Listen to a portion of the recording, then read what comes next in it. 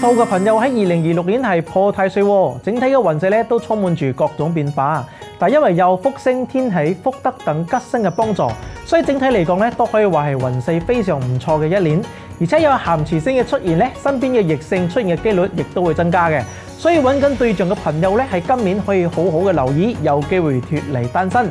而且喺事業上都可以多依賴住異性增強業績，只要堅持落去咧，就可以見到最後嘅勝利㗎啦。咁我喺2026年建議佩戴嘅生肖天珠陣套咧，就包括咗呢個水蓮花天珠同埋呢個菩提天珠嘅。